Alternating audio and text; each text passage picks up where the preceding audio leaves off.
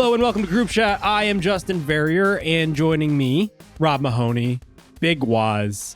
Obviously a weird time to be recording a podcast about the NBA. The Ringer is largely based in Los Angeles. I lived there until 6 months ago. Waz, you're there now. How are you doing? How's the past 24 hours, 48 hours been?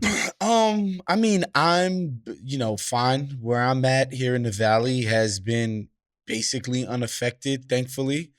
Especially just my specific area. But, obviously everybody who lives here knows people who have been affected, whether it be colleagues of ours who have lost homes, and other stuff. And friends of mine, I was talking to a friend of mine yesterday, him and his wife and his two kids, they evacuated where they live to the freaking Hollywood Hills, which then caught on fire. And they then had to evacuate that place.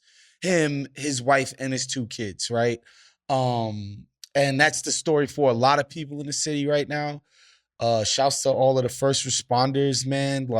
I was telling somebody, not even joking, I was like, if it was up to me to fly a freaking helicopter in 30-mile-an-hour winds to put these fires out, it wouldn't be happening.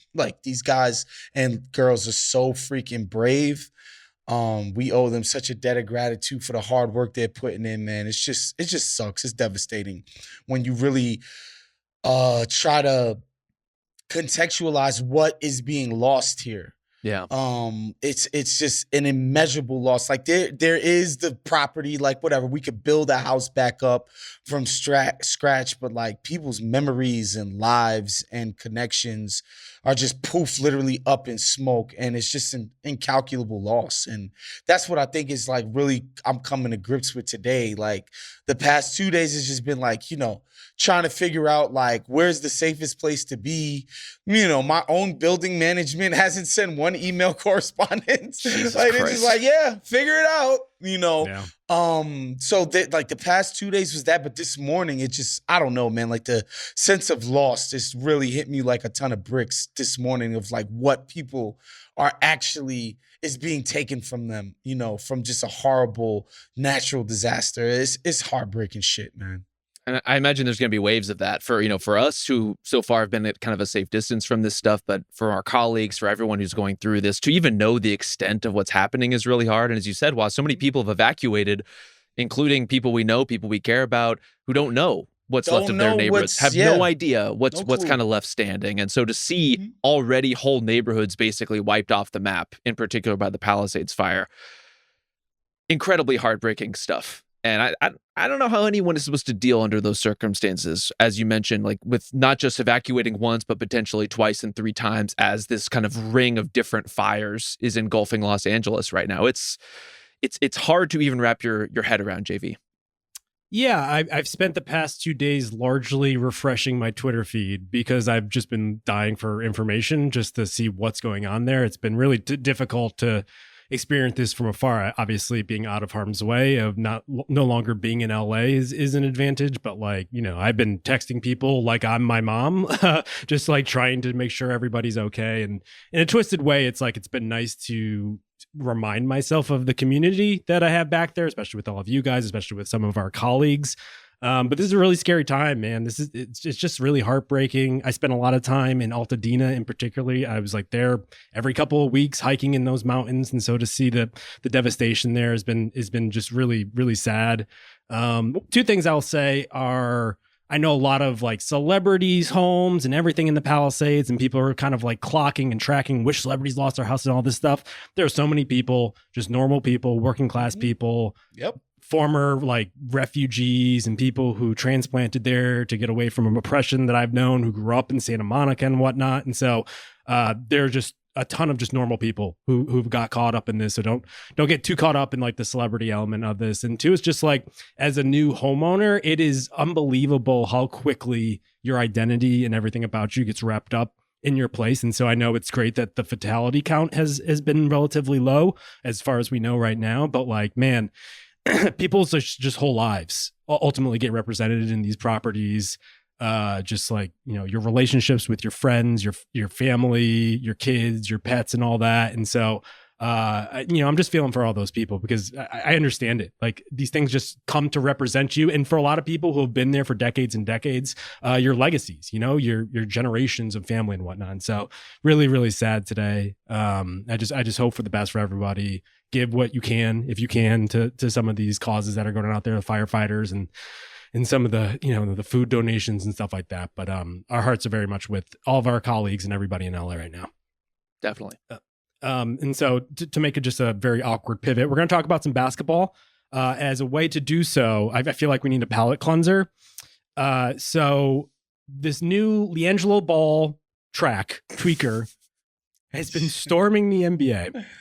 I have it going through my head all the time. I was in my car yesterday. It fired up immediately because it's the last thing I'd been listening to in my house. I get it. On one hand, it is a banger, but as someone who I would probably go to diagnose this, can you explain what is going on here? Because it's across all sports, in particular the NBA. I think we're just really in a nostalgia moment for sure. Even when you see TikTokers or kids on Tumblr and stuff, they're on YouTube looking at old videos of people in high school in the 90s. Look at them, no phones, no nothing in there, happy. There's just been a wave of this with younger people of just sort of exploring, cultural artifacts from the past and being yo, that was pretty cool. So I think that's part of it. And then I think another part of it is just the power of celebrity. NBA players, NFL players are very famous people. They can push a button in terms of getting attention to something not many people in our society can anymore, in terms of just raw wattage of attention. And I think that combination of being in a nostalgia moment and very famous people pumping this thing have combined to make this thing a bit of a phenomenon. So Jell-O is an industry plant, is what I'm hearing from you, Woz. Also, could someone explain to me what an industry plant actually means? The idea that itself is a resented thing, I just can't wrap my head around. There's no real true meaning to it. I think. Let me tell you, they're all industry plants. 100%. Everybody is an industry plant. 100%. I think with people, when they're talking about industry plants, it's when something pops up and becomes successful and people don't know that this person has deep-rooted industry connections. Yep. And that there is a literal machinery, especially in the music industry, that will push a button to get you played on radio, get you on certain playlists, get you, make sure Pandora is feeding you. There's an actual machine that pushes stuff out. And I think when people feel I didn't know this person had a connection to the machine, it feels like it was just implanted there. It's a plant. Whereas guess what, guys? So is Beyonce. Yep. And so is Taylor Swift. The machine is pumping all of these things to us. So is Group Chat, a Spotify That's podcast. right. Let's go. It certainly is. I mean, apparently we're helping pump Jell-O's numbers up. Not that he needs it at this moment in time, but does not need.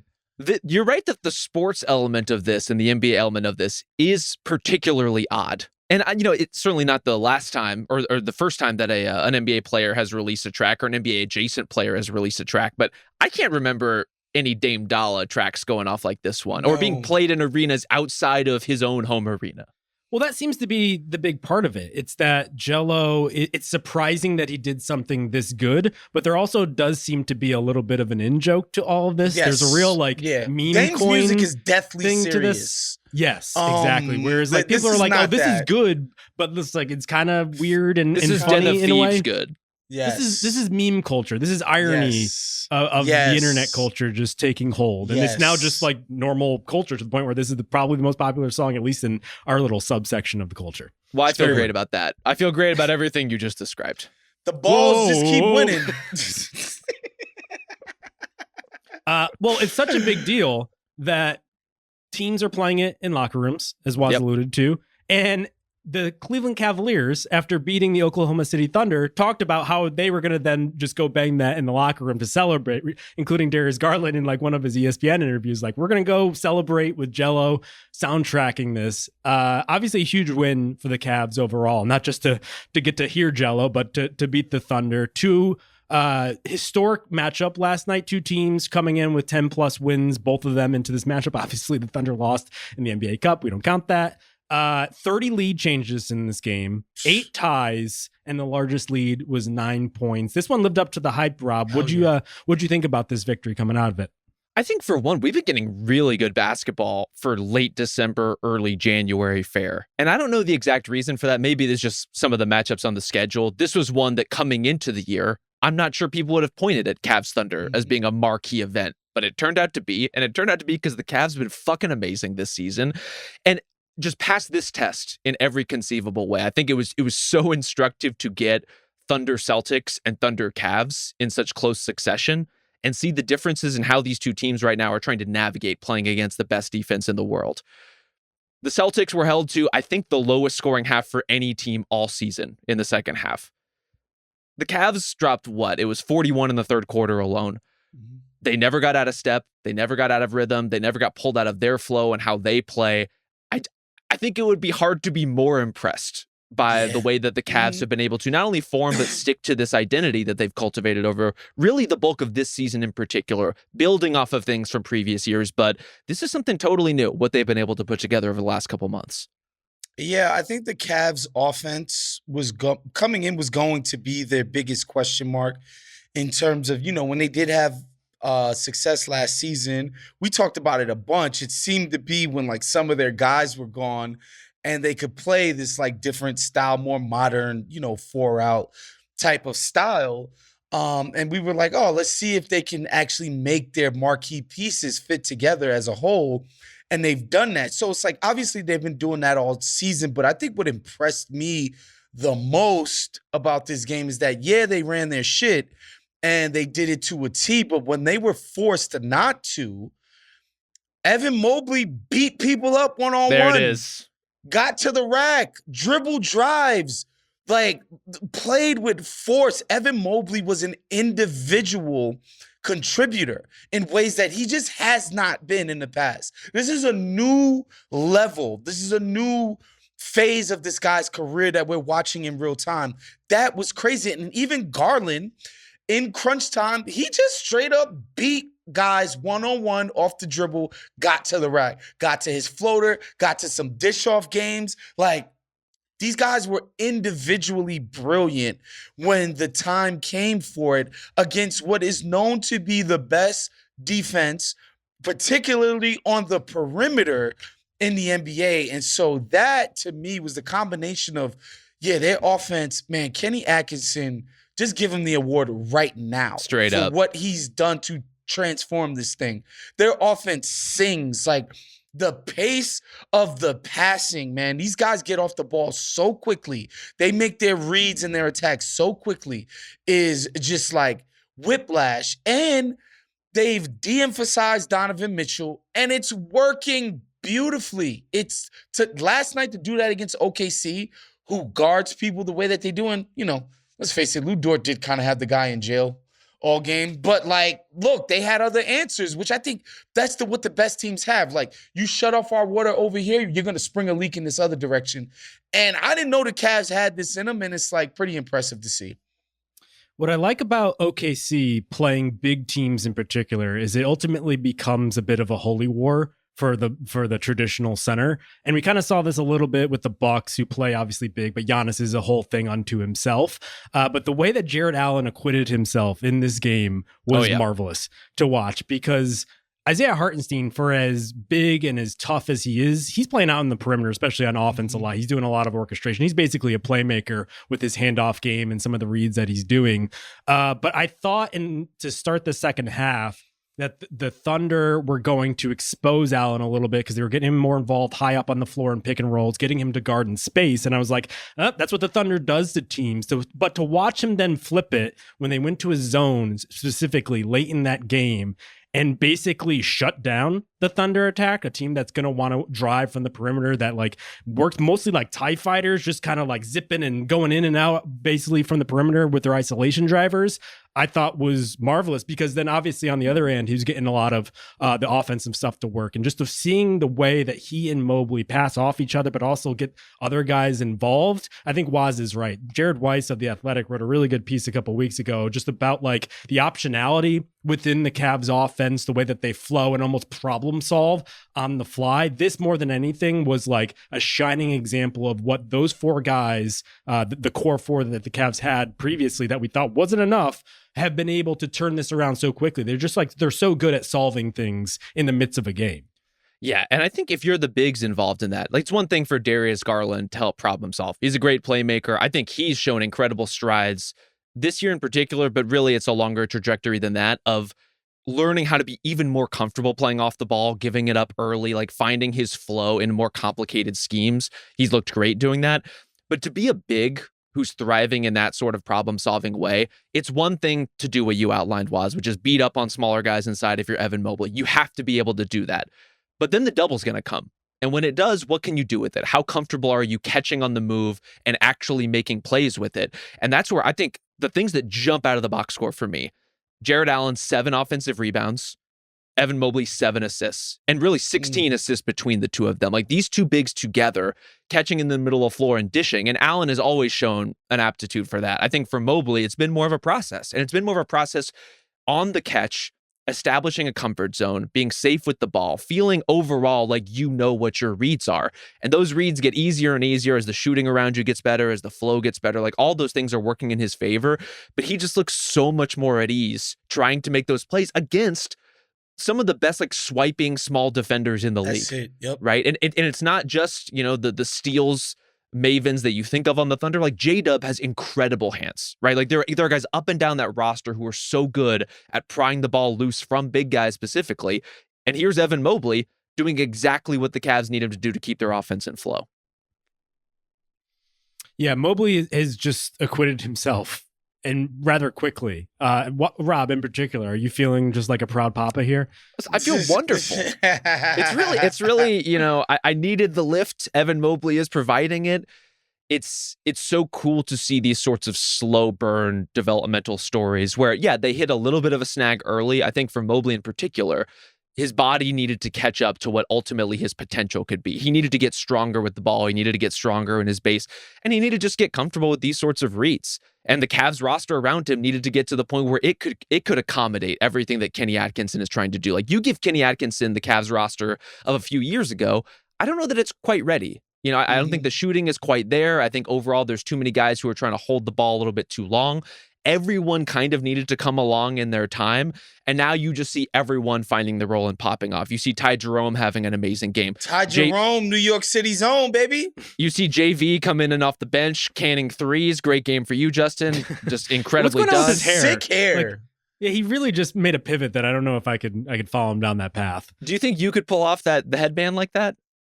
The headband, yes, maybe not the flowing locks. I don't know if I have much flow to me. I think did you play sell lacrosse, yourself though, short. So I have that lettuce gene in me. But no, I mean, Mobley has been spectacular, potential all-star this year. I would expect him to get in there. I think my thing with Mobley wasn't so much that I ever denied that he could get to this point. I think it was more that people rushed to assume that he already was some rare combination between like Kevin Durant and Kevin Garnett. The Garnett comps were out there in full force for sure. But he just has such like a preternatural feel for things, and this offense has really just kind of brought that to the fore. Mitchell, as Watt alluded to, 11 points in this game, and just didn't seem that it mattered because those guys were doing so much damage against a Thunder line that, like, as good as Hartenstein is, not much of a rim protector, and there really isn't anybody out there without Chet there. This is the first time that I felt like they needed Chet. You know, in the cup game, yes, but in this one in particular, like, they needed the pop, they needed the extra rim protection. Yeah, I think, this team, I think especially when the second half started, it felt like the Cavs, Atkinson was like, guys, we got to beat these guys up in the paint. And it felt like they were just so committed from not just dribble attacking, but like penetrating and interior paint passes, which oftentimes, like, it's the most constricted space. These are tough passes to get off. They felt committed to that process, which I just thought was interesting. It's like, no, this is where these guys are deficient. This is where we're going to attack them. And yeah, the size thing, the interior size thing is going to be an issue for the rest of the year, right? Like that's their biggest weaknesses. And the best teams, if they have size, they're going to find ways to exploit that. I think lucky for them, like it's not a lot of teams that can just be like, oh, we're going to, we're going to get Jonas Valanciunas a beat. Like that's not going to work. It has to be a more sort of group effort in doing it. And I think with the Bucks, what we saw was that like both Brook and Giannis were both like committed to this, like, attacking the paint, attacking them from up close. And the Cavs did that last night as well. And yeah, just to get back to Atkinson and Mobley, I was reading Bontemps, my guy Tim Bontemps at ESPN. He had a Cavs piece up.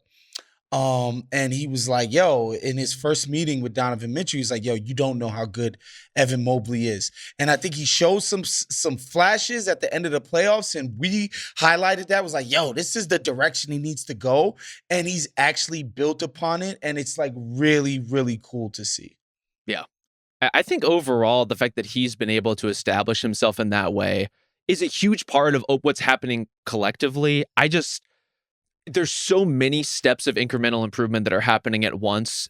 And I think we can zero in on Mobley. And we can talk about Donovan Mitchell almost by default because he's their best player, even though there's something much more collaborative happening here. The fact is, we're going to zoom out at the end of the season, and the Cavs are going to have one of the best records in NBA history. And we are trying to contextualize what that means and how good they are. And like, what if they play the Celtics and all these things? They've lost 4 games. It's crazy. At this point in the season, they're tied for the 5th best record of all time after 36 games. The 4 teams that are ahead of them, 3 won the title, and the other are the Warriors that won 73. So at least getting to the NBA Finals. Like that's the threshold of what this kind of regular season excellence is setting up for them. Like they have played at that sort of level. And it's getting increasingly difficult to not take them seriously at the highest possible levels of contention. I feel like even on this pod, we've been hovering around it as like, oh, it's a Celtics conversation. Who's going to challenge the Celtics? I don't know, man. But like Boston has proven a lot. They certainly are trying to get themselves back together, getting Kristaps back in the lineup. I just think it's much more of a joint tier 1 than it is who's going to challenge the Celtics. I'm getting there. I'm definitely getting there. I definitely don't think the Celtics are giving it their all right now. No, of course not. And I think that's the right thing that's actually the right approach for them. Again, a group, it's not like, like when it's not a team that just coalesced, like some big 3 that got slapped together and like, oh, we're going to be fine in the playoffs. Or the Clippers when they first got Kawhi and Paul George. No, we just smacked together a whole brand new concept of a team, but we're taking the regular season and we're going to figure out what the actual cohesion is as we go. That's not what the Cavs are doing. Okay, the Cavs are pedal to the metal. Yes. We are finding out who we are in this regular season, and we're going as hard as we can to do so.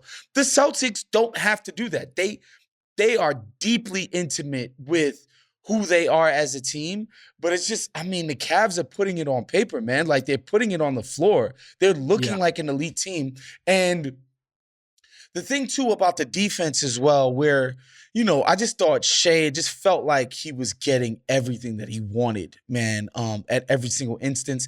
And the Cavs' biggest weakness is definitely their perimeter defense. Your point of attack is Darius Garland and Donovan Mitchell. That's nobody's idea of all-NBA defense. And it was like, fuck it, let's do a zone. And it worked. Yep. Like Shea Gilgeous-Alexander only took 4 free throws last night. That's crazy. I don't want to say they shut this offense down because they didn't. And, no. The Thunder OKC were hitting. Scored enough to win. Yes. They just couldn't stop the Cavs. Right. Although I will say, if we're going to talk about the Thunder part of this, the one thing, the problem-solving thing ultimately flipped, I think, for OKC, because when they went into zone, it just seemed like it befuddled them enough to where they couldn't really pull themselves out of this. And that's where their three-point shooting, I think, and their lack of it, and lack of reliable three-point shooting, I think, really came to bear. Honestly, I don't even think the margin was that big. It was 4 made threes were different. It just felt like the Thunder didn't have the consistent source of offense if they weren't driving and having success, because there was one play in particular late in that game in the fourth where J-Dub, who had a very good game up to that point, I was ready to talk about, he played with physicality. He had those breakaway fast breaks where he was just like no breaks, like running into the stands basically in order to score. He just like had one where he got past his defender, saw Allen, and then just like hightailed it out of there. It just didn't seem like they had the answer there. And that's ultimately where you would like them to hit a couple threes, get Allen outside of the paint. It's probably where the Celtics would have more of an advantage. The Thunder, I kept wondering, like, man, they could really use a Cam Johnson, someone they know can hit a three, because then go into Dort and Wallace, who played particularly well, hit a couple threes. Like, there's just not that consistent release valve in a way that I think you need. And the Cavs, who are, we should mention, not the groundbreaking sort of offense that the Celtics were last year, are number one with the bullet offensively, because they're just so good at being a bunch of different things. They just like, they don't have to be relying on the three, even though they shot really well this year overall, but also in this game. They're just like, they make things work for them no matter what. And the Thunder just didn't have that late in the game when they needed it. I agree with that. I just think overall, like, OKC's offense felt fine to me. Obviously ebbs and flows. It almost always does, even in some of their better games. It felt like that third quarter was usually what in any other game would have been the Thunder haymaker. Yeah. That's what gives them a huge lead, where they're running away with it going down the stretch. And the Cavs were just with them basically every step of the way, making their own monster runs. So I just think we're at the point to pick apart your language a little bit, Woz. You were saying that the Cavs are playing like an elite team or feel like an elite team. I just think they are a fucking elite team. Yeah, like I just think we need to put them at that sort of level. It's 40 freaking games or whatever it is. Like, this is a sample. This is not who they like are. Small sample size season. This is a credible sample. Like, this is what the team does. Like, it's incredible. I think this matchup probably gives them the edge as the best regular season team in basketball right now. I'd be surprised if they let that go at this point. They're just kind of a buzzsaw at this point. They have the depth in order to do so. Their guys haven't missed a lot of games. That's one thing that's been working for them. And maybe if they lose one or two of these guys, that starts to balance out a little bit. I look forward, though, into the playoffs, where this ultimately lies. Just the matchups and how they play out. And on the one hand, I do think the Celtics, their ability to push the math with the three-pointers is probably where I would lean at this point, just because even though the Cavs are still taking a lot of threes, they're making a lot more at this point, but I just don't know how to balance that out. And if the Celtics aren't making their typical amount, does that ultimately tilt the other way? Because right now the Celtics aren't shooting well from three. And the problem is three of that lock solid 5-man core is shooting below league average. Drew, Kristaps Porzingis, Jaylen Brown, all shooting under 35% right now. And Kristaps in particular hasn't looked right. Like, he's not shooting well. He also isn't getting them the advantage in the middle of, like, if you want to throw a zone at them, like the Cavs did in this game. And so I'm kind of teeter-tottering here, because on paper, I think the Celtics match up very well with the Cavs. On the other hand, they haven't played in a way that I think would portend to being able to steamroll them in a series. And so those are the kind of things up and down. This is honestly why I didn't pick the Celtics going into the season. Not that I didn't think the Celtics were going to be good. I just think it's going to be harder to replicate what they had last year. And a big part of that was just like shooting the hell out of the ball from three. Yeah. Yeah, I think before the past like 2 weeks or so, like, I would have thought that the Celtics, if they play the Cavs in the playoffs, probably winning 6 games. But like, at no point in that series do we think the Celtics could actually lose. Now I'm beginning to be like, oh, this is gonna be a fight. They're gonna fight these guys on toughness, execution. Like, they just are a beautifully coached outfit, and they're so confident in what they're trying to accomplish. Like, every single possession, they're confident in, the things they're running for Mobley. They're confident in letting Garland go one-on-one. They just feel so confident, man. And that stuff is beautiful. And again, just watching them last night, I'm just struck by, like, this team just looks so different from last year. And its only thing is Kenny Atkinson. It's the same team. Pretty healthier for sure. Yes. And new coach. And, and it dawned on me because, I ended up watching the Nuggets, and DeAndre Jordan was getting a lot of tick. And I was like, KD and Kyrie ran this coach out of town because he was not starting a washed up DeAndre Jordan. Over That fucking happened. and because he had the gall to start this Jared Allen. Jared Allen. That's a thing that happened I forgot about that. in our NBA. Unbelievable. Unbelievable. So who do you guys like? If you had to gun to your head right now, who are you picking in a 7-game I'm still series? Celtics. I'm not off of my Celtics thing. I still pick Celtics. I just think the question of who's going to make it to the conference finals is a little bit more of a closed not fully closed, but a little more closed than it was for me even a couple weeks ago, right? We had a conversation. Knicks. We had a conversation recently about that very thing, like the Knicks and Cavs kind of going back and forth and talking about the merits of both of those teams. The Knicks are not at this level of execution. No. They haven't been as healthy. They've had some guys in and out of the lineup, especially lately, granted. I just don't trust their level of play and their level of overall like confidence in how they execute the way I do Cleveland right now. Yeah, and I think what we saw when they played OKC, Brunson kind of went a little hero ball at the end of the game, where Cat is being guarded by a freaking guard. Like, we love J-Dub, but like, I'm sorry, like Cat needs to get some touches there. But I think these are wrinkles that can be ironed out. Like, Brunson has been just used to being the freaking He-Man of the team, is particularly in crunch time. That's been his role. Yeah. And so I understand why it didn't happen. But, like, that's something they have to work through, as it feels like the Cavs are just like, yo, we know what we want to do given the matchup and stuff like that in a much better way. So, yeah, they're just ahead of them in terms of execution for sure. Yeah, I think the Knicks are really good. And I want to make this clear. The Celtics, I don't think, have taken a step back. I agree with you that they are not going full speed during the regular season, as they shouldn't. They haven't been fully healthy and incorporated in the way that I'm sure they would like. All that stuff is going to come over time. I think the Celtics are more or less the same team, given some of the three-point variance that you talked about, Justin. I just think the Cavs have closed that gap significantly. So it's less like, oh, the Celtics are worse, and more, the Cavs are at this level. And if you're one of these other Eastern Conference teams, your question is not how do we beat the Celtics, it's how do we beat the Celtics or the Cavs? How do we crack as the Magic or the Knicks or, you know, the best case scenario Sixers or Bucks or whatever? Like, how do you crack that group is how I think you have to think about it now. I still think the Knicks are in the mix. If I had to come up with a tier, I think it's 3 teams on this. And I know that the Cavs have been light years better than both of these teams in the regular season. It's just like at a certain point, like the regular season ultimately is just a litmus test to get to the point where I'm like thinking about the matchups. And I still think the Knicks have something. They've been really bad when they don't have their full 5-man lineup. And that's a concern because their margin for error is literally one injury away from being like a first round out or being an NBA finals team. I just think it works. And in particular, I think it works against a team like the Cavs, who is a little bit more traditional with their big men, even though they are so skilled and their passing is like on another level right now. I just think Cat is going to be the difference. You know, Cat used to be the difference in the wrong ways for the Timberwolves. I think he's the difference for the right ways for the Knicks. I just wonder, like, who's following him out there on the perimeter. Josh Hart's hitting. I still think that matchup works in their favor. It's a toss-up. I wouldn't necessarily say that the Knicks are going to win that matchup, but I think they're in the mix here. I think it's 3 teams. I don't think it's necessarily 2. That's fair.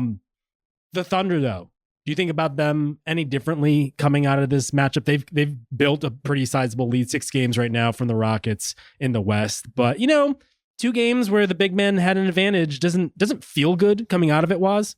Yeah, I just don't. I don't think the Thunder are as clear a favorite as their record would indicate. That's just in the West. That's just my opinion, and you know, a lot of it is my own biases towards young players and like getting in, you know, these big games and all of that stuff. Like J-Dub has been much better this season, but you know, in the playoffs, he was a diminished form of what he did in the regular season, right? And you know, again, it's still gonna be like Wiggins and Case and Wallace and, you know, a bunch of guys that gotta make shots that I just don't personally trust to do so in big moments. Extremely rude. Case and Wallace is out here cannoning this shit. I don't give a damn. Yeah. Really good. I don't give a damn. You gotta do it in the playoffs and then do it in the finals. And then do it again. No, but I really do. I just think they're not as bulletproof as their record in terms of their distance from everybody else in the West, in my opinion. But I do think they are still, they got to be the favorite because if not, like, they've just played better than everybody. Like, and I know that's not like some cutting analysis, but it's true. Like you can't like reasonably say they shouldn't be looked at as the team that's going to come out the West. I just think it's going to be a dogfight for them. See, I don't know that it is going to be that much of one. I'm not saying Wow, you think they're going to breeze to the finals, Rob? Let me clarify. I don't think they're going to just beat the tar out of everybody. Yeah. But to me, where I would push back against what you're saying, Woz, is they're not an infallible team. They are a team that can be beat. But the margin, if there were a more compelling second best team in the West right now, that was like, that a Cavs level contender that was right on their tail, then I'd be right there with you. I just don't see that team out there. I think there's a lot of really good teams in the West in that kind of next group. And most of them have to get healthier or have to prove something or have to clarify something about their roster. The Thunder are fully clarified, and they have moves they can make if they want to. They're going to get Chet back at some point. They're going to evolve over the course of this year, but they're already so freaking good. And a game like this, in which they lose to the best regular season team in the league, doesn't dissuade me of that. You know what's so crazy? What 6 weeks can change? Because, don't you guys remember we were like, the goddamn Eastern Conference. We need to consolidate the conferences, and the playoff, the East is a joke, and blah, blah, blah. And now we're just like, the Thunder are way better than everybody. The West is a joke, blah, blah, blah. The East is still a kind of a joke. The West is at least watchable, I would say. It's just a lot of middling to above average, whereas the East, there's just a clear-cut division between very good and very bad. Yes. I agree with what Rob is saying. I don't know who is catching the Thunder at this point, because the Mavs, it feels like they just keep getting more injured as opposed to less, because now Kyrie has this bulging disc thing, which just doesn't feel good for a mid-30s small guard. I will say Denver has acquitted themselves very well in recent days, where it's playing without Jokic, giving the Celtics a run for their money, and then blowing the Clippers off the court. Obviously, the Clippers probably playing with a little bit of a heavy heart there. Kawhi wasn't there, and specifically to go back and deal with his family. But the way that Russ has just come up big again and been a dominant force just with his effort is give that guy props. They've shown a lot. I thought they were done. When I saw them in Portland, I was like, this team needs a trade or they're done. They've really picked themselves off the floor. So credit the Nuggets. Big up to Russell Westbrook. And I guess the Eastern Conference is like a Gilded Age dystopia of haves and, abject poverty. And the West is a Scandinavian country. Oh. Good social safety net, very little homelessness. It's nice. The pandering is unbelievable, but I also support it. Here's the thing with the Thunder. I think it's ultimately going to come down to the Chet test, where it's I think you can convince yourself pretty credibly. On his Instagram, Verrier, Chet's coming back. He's looking strong. Is he? Dribble step backs on the Instagram. Obviously I'm anti-sizzle reel, but I got excited because I'm a Chet guy. Okay. Just looking like a 1999 skateboarder on the sideline. I don't know what the kids are doing with their fashion these days. It's really troubling me. Yeah, it's tough. I just think you can convince yourself he's the solve to a lot of our issues. Makes us a little bigger. The rim protection, no longer much of an issue. The shooting, he was shooting at a 38% clip before he went out. He's a pretty reliable shooter there. I just think the problem is in the playoffs. You wonder, is he going to be as consistent and as locked solid and dependable as he needs to be? He's still young, still developing this out. As we've seen with J-Dub, he's not bulletproof, even in a matchup like this. He was good in this matchup, but there were times where I was like, need a little bit more J-Dub. So I don't know. I would like to see them go out, get another shooter. They could easily get Cam Johnson. That's what the resources and the assets are for. But I don't know. On the one hand, they're just so precious about their culture and bringing up the young guys through the feeder system. On the other hand, Sam Presti's the same guy that traded for Kendrick Perkins and got rid of Jeff Green. He traded for Carmelo Anthony when it didn't seem like that was much of a good idea. And so I'd like to see a little bit more wheeling and dealing Sam this deadline, but my gut says that that's not going to happen. I don't know, man. It feels like what the Thunder are going for with this apron and how cheap they've always been, their ownership anyway, which is why Sam Presti is just bulletproof in my mind. The constraints that this guy has to work under, and he still delivers a quality product. It's absurd what this guy does. He's a freaking oracle. But I think it seems like what they're doing is we're going to have our three max guys, Chet, J-Dub, and Shea. And these vets are going to come in and out, but realistically, we're always going to have these rookie contract dudes playing for us. Cost controlled, keep it cheap on the periphery. they're gonna end up keeping these picks, and that's just what it's gonna be. Like, we're just gonna rely on our scouting, our player development, keep costs low. Like, Hartenstein is a 3-year deal. Like, bruh, by the time these J-Dub and Chess Max come in, he's gonna be gone. They're gonna have some other center on a really cheap deal doing what he's doing now. And so, yeah, I don't think that it feels like they're going to be very reticent to get rid of those assets because it feels like that's the direction they're going in their team building. Yeah, I could definitely see that. And honestly, you can see the wisdom in it, given the way that some teams are really locked in right now, particularly with the second apron. So if you're expecting these big contracts, which the Thunder will have and should have, you have to plan ahead for that stuff in the way that perhaps the Thunder of years past, like, didn't quite navigate that situation as well as they would have liked to when James Harden's big payday came, for example. And so, like, this is a chance to rectify some of that. This is a chance to keep this particular core together and growing as they can. And financially speaking, that's one of the ways you accomplish it is by drafting younger talent. That said, there's probably a middle ground there where a Cam Johnson, for example, I think you're right to point to, Justin, because he's not terribly expensive. He's not overwhelming to what your roster construction is right at this moment. He feels like a reasonable target and a guy who could really help this team. I would say particularly given, like, I feel a little less good about, for example, the Isaiah Joe minutes than I used to. There's just like a little bit of a tipping point in his shooting where it's like, if you're not the best shooter in the world and you're Isaiah Joe, it can get away from you pretty quickly. And so if they can get someone who's just a little bit bigger, a little bit more versatile, a little bit more consistent with their shot for this season, that could be a meaningful thing. Also, like, I don't think it's going to be fun when Kenrich Williams and the other Jalen Williams are playing in the playoffs. It's not going to be fun for OKC fans to watch Kenrich that. Williams playing is always fun for me. I strongly disagree. I think those are the guys, along with Ousmane Dieng, who are like the soft spots in the rotation. And I agree with you. If it was up to me, I would roll them together with as many picks as it takes. Just get Cam Johnson in there. You have a solid 3-and-D guy who can drill a shot in the fourth quarter when you need it.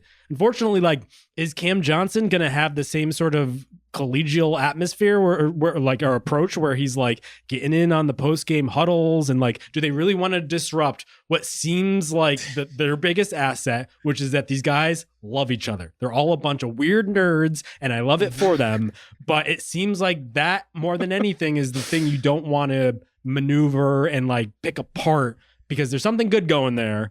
And if you add an adult in the room who doesn't jive with what's going on, will it actually disrupt what's going there? I think we can manage do a favor. Cam Johnson's ego. I think we can manage that one. He does seem like a pretty good hang, in fairness. Does he have a letterbox? I hope so. I'm going to do the aggregators a favor, though, and say host of weird NBA nerd podcast calls Thunder a bunch of dorks. Or what was your exact phrase? What it is. It was weird nerds. Weird nerds. Yeah. It is what it is. I mean, we are weird nerds. These are our people. We should appreciate their antics as much as anybody. If they want any cool pointers, just come up to Portland. I'll show them a thing or two. How to wear normal size pants. Motherfuckers with the Jinkos. I can't get over it. They just look so ridiculous. How are we going to be on a podcast where we are praising Jello's early 2000s nostalgia, but slamming the clothes, the associated tees? fashion choices? There are limits. I know that Jello was just aping No Limit, but there are limits on this podcast. There you go. All right, since we're already kind of fixing certain teams here, why don't we get to the next part of our pod? We're going to save a couple teams. I have down here the Wolves, the Warriors, the Bulls. 3 teams right slap dab in the middle of the standings in their respective conferences who can go one way or another at this point. They need our help, though, in order to get them on the right path, whatever the right path might be. It's different for each team. Do you guys want to start with the Timberwolves? Mm-hmm. Yeah. I think they need help, and they feel pretty stuck to me. I'm not going to lie to you. Yep. 19-17 right now, 8th in the Western Conference, won the past 2 games, took a lot of Anthony Edwards in order to ultimately beat the Pelicans the other night. They did beat the Clippers too. Made every single shot. A lot. Yes. Just seems like Anthony Edwards has to be on sicko mode in order to really just like completely win these games. And so, Rob, do you have an idea here you want to throw into the boardroom of how we can save the Wolves from themselves? Yeah, I think save from themselves is kind of the instructive part of this. Sometimes I think the only way to save yourself is to accept your circumstances and accept where you have found yourself. I see this as like there's 3 different paths for them realistically right now. One is that full acceptance. Take this year for what it is. Julius Randle is going to walk or he's not at the end of it, and you're going to cross that bridge when you come to it, but not make any significant moves to your roster. Path 2 would be try to trade Julius Randle, but realistically, it's going to be for a player that's not as good as Julius Randle and on a cost-controlled deal that's going to fit into the scheme of what you're trying to build. Option 3, which I think is one you have to seriously consider, is sell, but admittedly sell low on Jaden McDaniels right now. Wow. Ooh. I don't love doing it. I like talking about it doesn't feel great to me. He has not been good enough. And he hasn't been good enough at being the exact kind of player that the Wolves need him to be. What makes it tricky is that the Wolves are over the second apron, which means they basically, for one, can't trade with any of the other second apron teams. Like there will not be a Wolves Suns deal or a Wolves Bucks deal. They're almost literally impossible. Also, they just can't take back any more money. And Jaden McDaniels' contract, as we've discussed on this on this pod at the time he signed it, is quite reasonable. Yeah. So how you're getting a great player back right now for him, I don't exactly know. But those are kind of the 3 paths as I see them. Do you guys see it any differently? I wasn't thinking about Jaden McDaniels just because he's still pretty young. He's only 24 years old, right? Yeah. He's still pretty young on a really good deal. I think Justin said eat shit on the memo. Yeah, they just got to take their medicine. Smarter people than me got up on in their columns and on their podcasts and was like, look, Nas Reed and Julius Randle are just gonna combine to pick up the productivity slack for no, I wasn't talking about you. The productivity slack for Karl Anthony Towns is gonna be fine. They might even be better than the conference finals, team that they were last year. And the jury's out, guys. It's not true. And they just need to accept that fact. And yeah, I do think try to get off of Randle, but yeah, just embrace the kids that you actually have and that you want to keep. And that's what it's gonna be. Like, you wanted to get off of Karl Anthony Towns' deal, and this is the consequence. In life, there are trade-offs to all of our decisions. And so this is just what it's gonna be. Like, you just don't get to be, the best defense in the NBA, one of the best teams in your conference, threatening for a finals appearance. It's over for that. And so be the other thing. Lean into Ant orchestrating the offense. Lean into, Dillingham getting some reps. Lean into all of that stuff. That's a part of this for sure. Because, guys, I'm going to tell you, y'all ain't nowhere close as good as you were last year. Here's what I can't figure out. As we do revisionist history for, practically every single team in every single instance in the NBA. That's what we do here. Why was it that they had to get rid of Cat and not Gobert?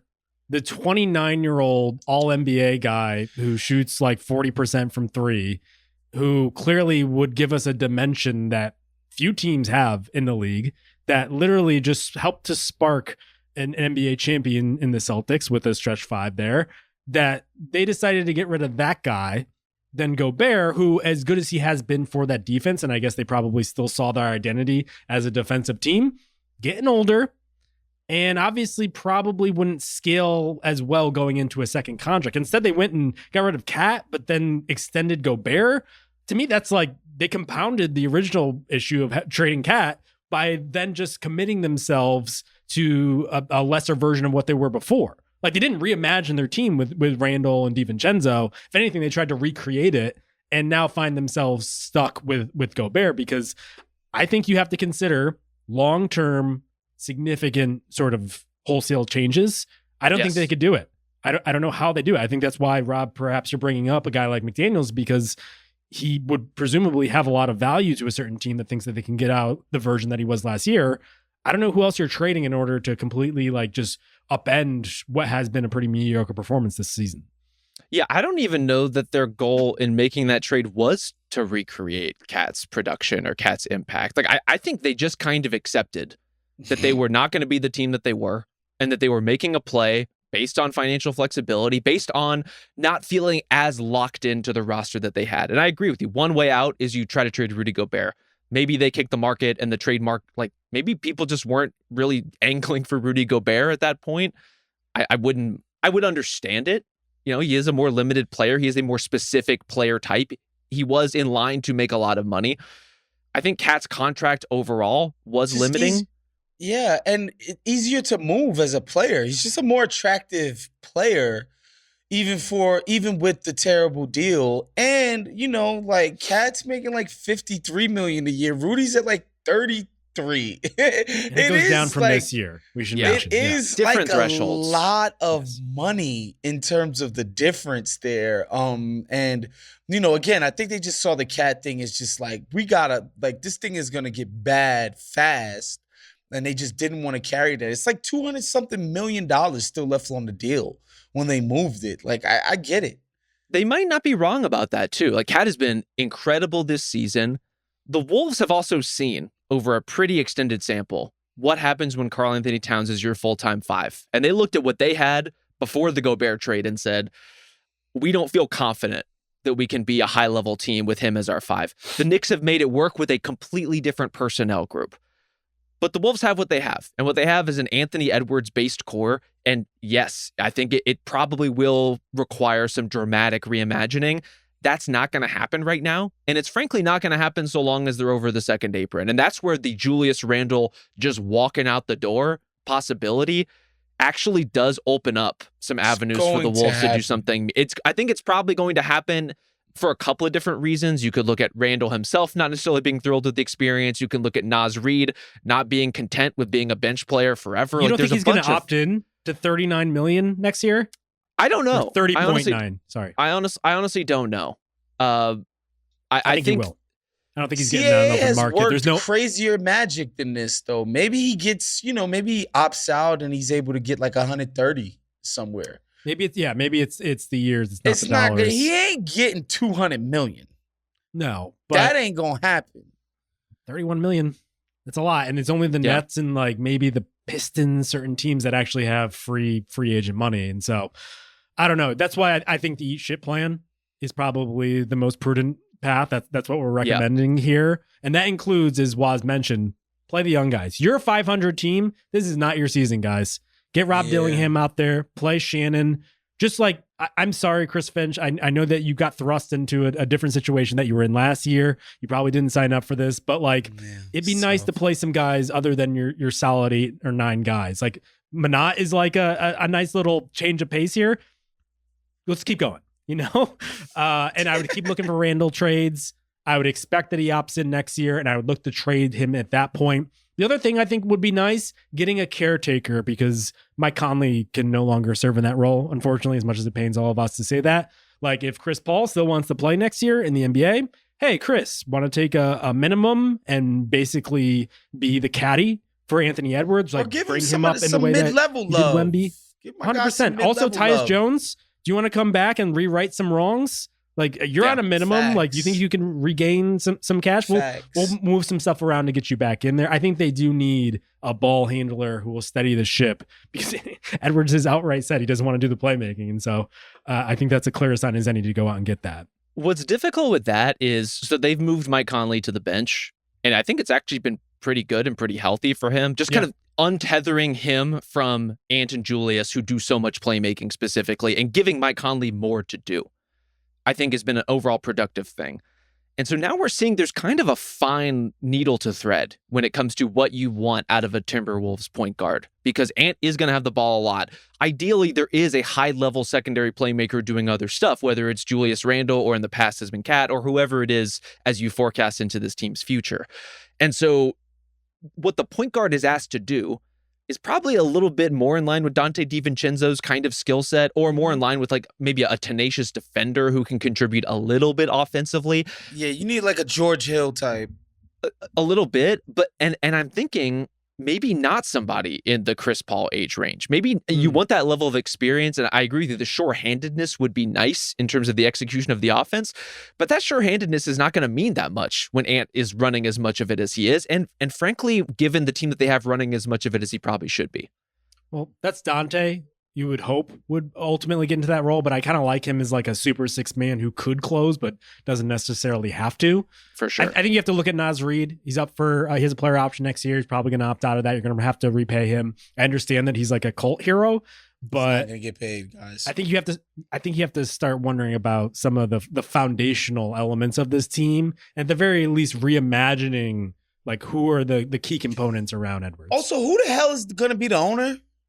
When is this arbitration thing done? Maybe us. I hope so. Let's do a little fundraising. I think we have a good case as anybody. I've never been to Minneapolis, but I heard it's nice. St. Paul, I can move my garden to the roof. You know? Absolutely.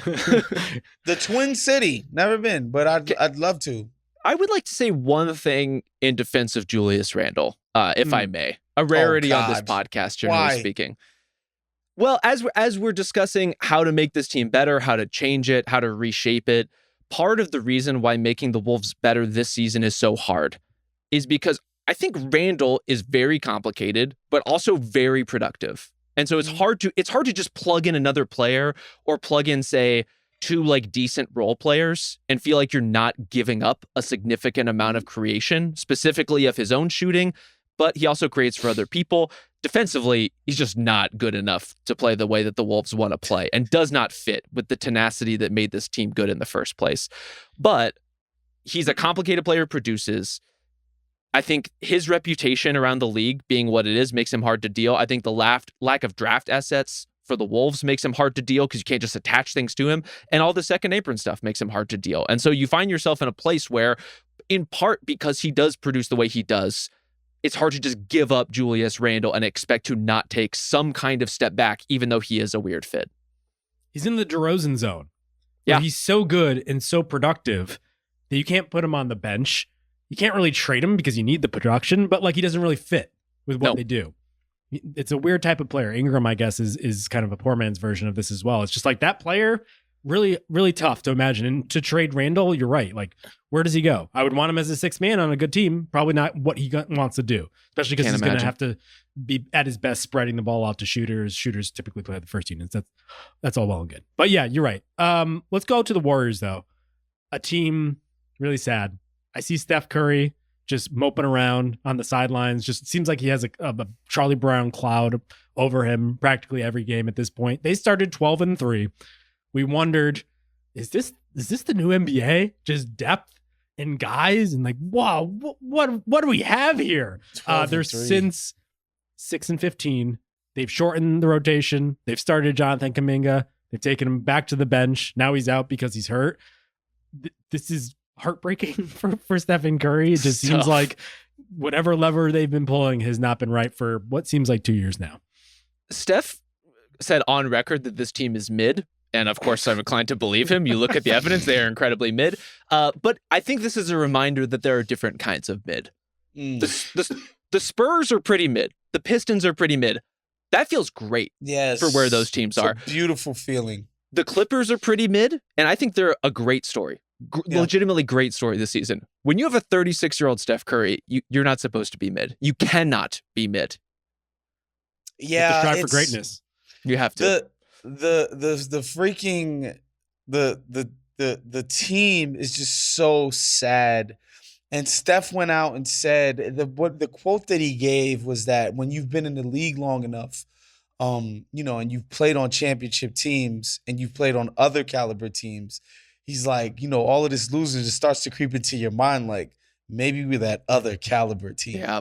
Oof. Which is bad because he's so cryptic about everything. When he says anything close to honesty, with this, it's just right in front of you. This just isn't good enough, man. And it's the same thing. It's the offense. It's like they can't get anything going outside of Steph. And even when he does, it's like, I'll drop 35 to what keep us barely afloat. We're not smoking people because I made 8 threes. Like, we're just barely in the game because I made 8 threes. It's really sad. And, the front office should definitely have the balls to do something. And who knows if they will. I don't think they're feeling any pressure for real. Like, because Steph Curry, again, trade-offs. Like, we love that Steph isn't the superstar. He's not the cryptic, throw his teammates under the bus, demand a trade, demand roster changes, blah, blah, blah, blah, blah. We love that about him. And he's, cultivated a great atmosphere for the team. But what that also means is that he's not putting pressure on the front office. Yeah. And they get to rest on their laurels. We're here to speak truth to power. So wait, this is an extreme situation. Nepo babies in that damn front office. Earn your keep for once. Laker kids, I'm tired of it. Well, I have the perfect solution for them or anyone who wants to listen in Golden State here. Let's do it. I watched Zion Williamson play for 20 some odd minutes the other night. Yep. And I saw God once again. He ultimately disappeared the next night. What happened on that? Do you know? Doesn't play back-to-backs. And I can't imagine he'll do so probably for the rest of the season. But my God, he was spectacular. And so here's my idea. Okay. It is a challenge trade.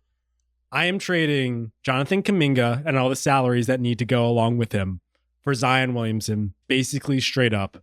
I want to take the risk on Zion and just roll the dice that Steph can bring him under his wing, and we'll just roll forward with Steph, Zion, Draymond, and whatever the fuck is left. Buddy Hield, I'm sure will still be there because, God forbid, he comes with the furniture now, comes with the house. I don't know. I think at this point, I think a lot of teams need to look like long and hard at Zion and wonder if like the upside is worth all the consternation and all the other off the court stuff. I think there are a lot of teams that should have that conversation. Like when he plays, he is spectacular enough to warrant it. I just think if you're the Warriors, if you're the Lakers, if you're these teams that are not just desperate, but desperate literally right now for every single game of contribution you can get, he's not your guy. Like he's not the guy who's helping Steph get through March. And that's frankly what they need. Yeah, I think they need some consistent production. It's just, I don't know. For me, I'm attracted to the Zion thing because of the high end of it.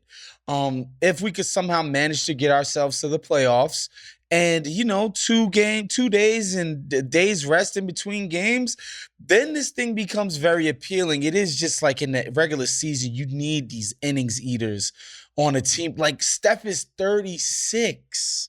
He's 36. The idea that he's carrying an offensive load this way, where it's just like, you know what? The best thing would probably be to just put Steph in pick and roll every possession, every game. Treat him like he's Luka Doncic.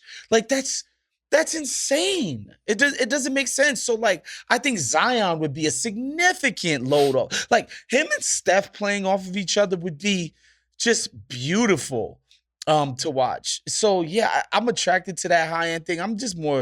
I just think like what's really gonna take is like some kind of like, Giannis crying and saying he wants out of Milwaukee. So it's gonna take a miracle, basically, to fix what's aiding Golden State right now. It looks bad, but like just doing nothing just seems insane to me though. There's levels of fixing. I don't think there's like a fix on the board that's going to get the Warriors really into the contending conversation. We're having a Except quality for Zion.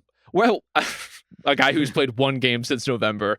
We're having a quality of life debate is what we're having with Steph. Like, how do we make his job easier? How do we make this era of Warriors basketball more enjoyable? So he's LeBron?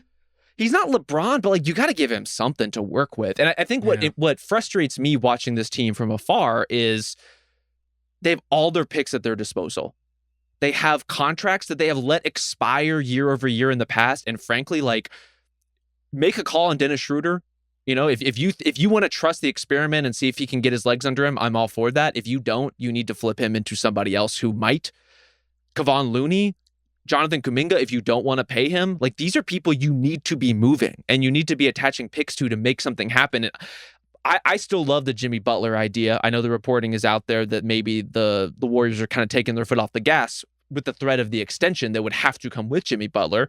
That's fine. You don't want to trade for Jimmy Butler? Like, you need to get into the Vooch conversations. You need to get into the Cam Johnson conversations. You need people who can play real NBA minutes at a reliable clip that's going to actually... Vooch has been pretty good. He's been good.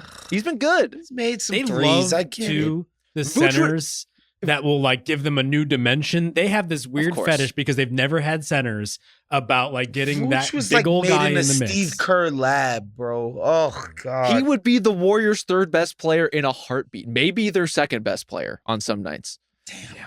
He's been very good. Well, if we're looking at the Bulls, I think the obvious candidate is also Zach LaVine. Are you Can they get him?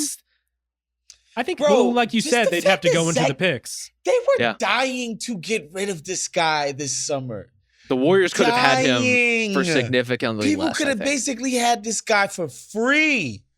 They could like the toxicity around Chicago last year was so insane. They were dying to get off this guy, and now he's killing people. And it's like you might even make a fucking all-star team, and it's like nobody can trade for him anymore. This is so weird to me. But yeah, I think to me, Zach LaVine is the most appealing of Zion and Vucevic and.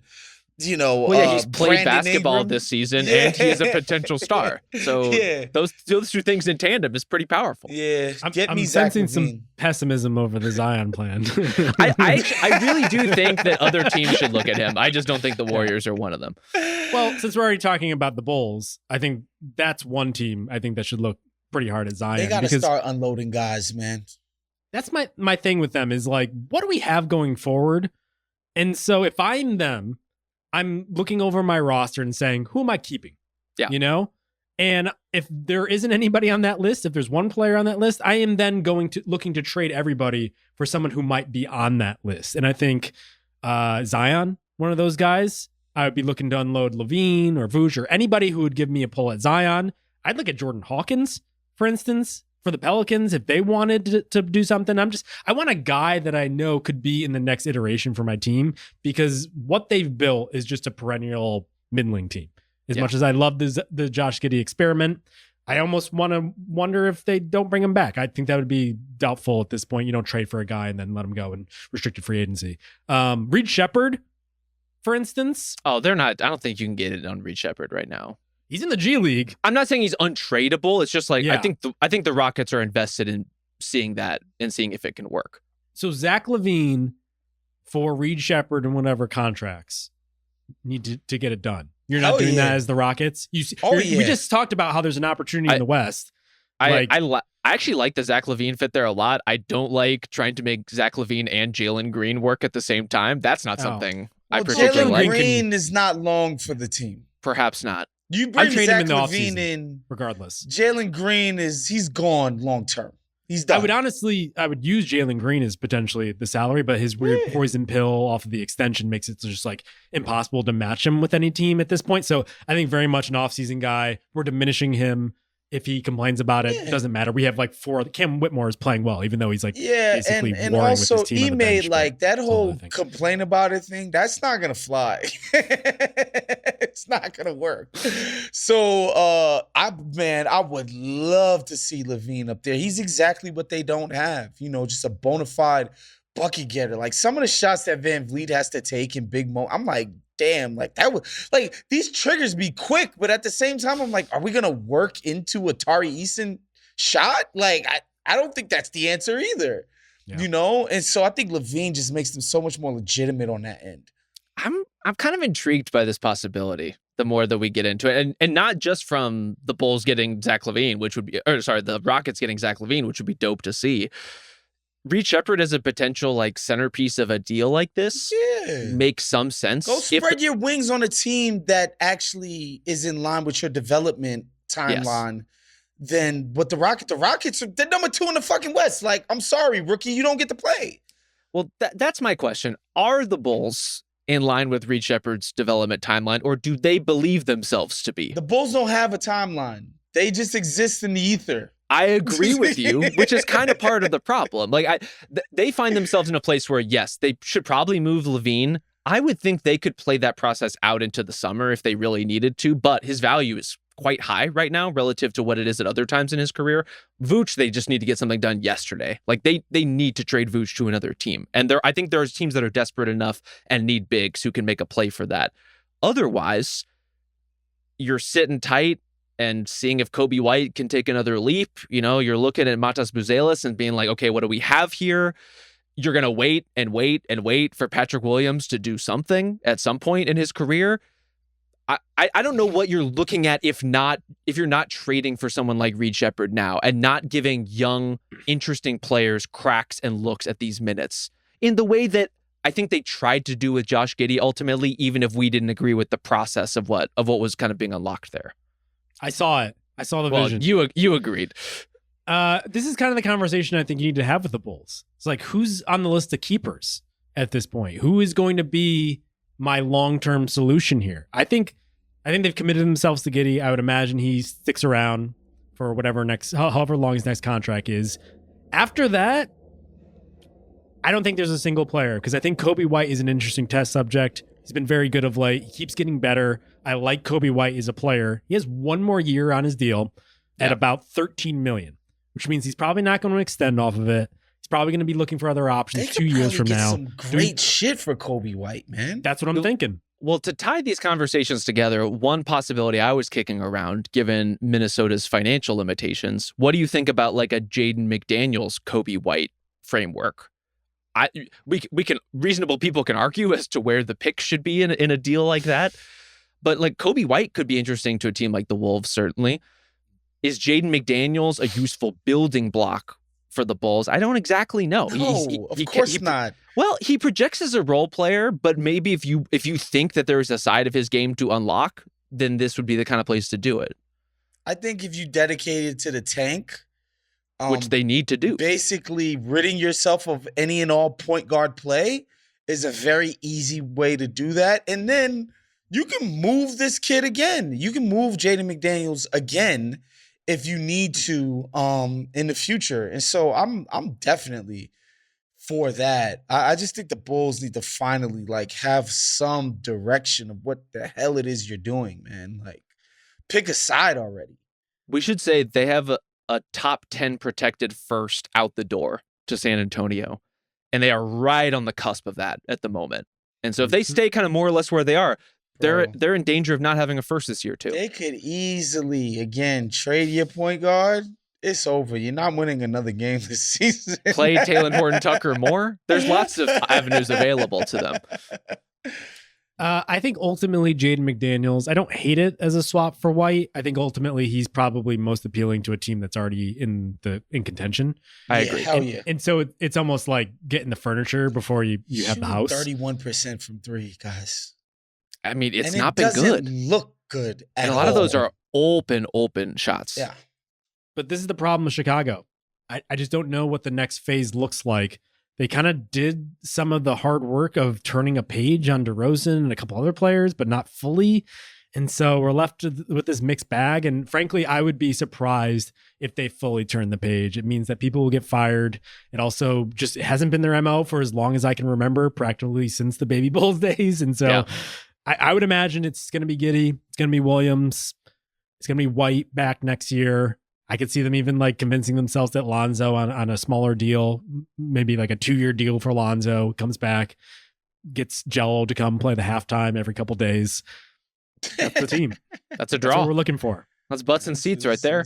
But what we're suggesting is that they should raise it down. Yeah, somebody go talk to those damn Nepo babies in Chicago too. What we're suggesting is something that they're not going to do. They're not going to do it. Like the last time they had a 3-year stretch where they were actually picking reasonably high, they came out with Kobe White, Pat Williams, Wendell Carter. Just like not good enough or a sustained enough stretch of losing to get the sort of building blocks we're talking about. I think there are a lot of players on this team that could, in theory, play a part in a future Bulls team that is relevant. Kobe White is a great example. Like, he's the kind of guy that I would be a little reluctant to give up, even though you see me trying to trade him for Jaden McDaniels here. That's more the Wolves trying to trade for Kobe White, as far as I'm concerned, because he is like a flexible guard and he can play kind of on and off the ball in a way that if you don't know who your centerpiece is or who your star is going to be, players like that are really valuable. They just don't have the clarity of vision that comes with having, oh, that's the guy we chose in the top 5 and we are investing in him and we believe in his development and he's shown, most importantly, shown us enough to actually justify those things. They don't have anything resembling that on the roster. And the time is ticking on guys like Vooch, and the time is kind of ticking on guys like Zach LaVine too, who, historically speaking, does not stay healthy forever. So this is kind of a window to make good on the veteran part of the rotation, which admittedly, this is not a super old team. They're just a team that doesn't have a direction. Free Zach LaVine, y'all. I think our prognosis here for a lot of these teams is just for them all to eat shit is ultimately what we came down to. Stare into the void and accept it. Warriors, we want to see them try to improve. But Yes. Wolves and Bulls, embrace your destiny. You're crap teams this year. Sorry. It is what it is. They're all stages of acceptance, I think. It's just in different ways. So yeah, the Warriors do need to part with some of those picks. The Bulls need to be more open to accepting some and accepting that this team needs to be bad sooner than later. All right, why don't we wrap it there? Like we said up top, thanking everybody in Los Angeles. Be safe out there. Thank you to Isaiah Blakely. Thank you to Ben Cruz. We'll be back at the top of next week. We'll talk to you then.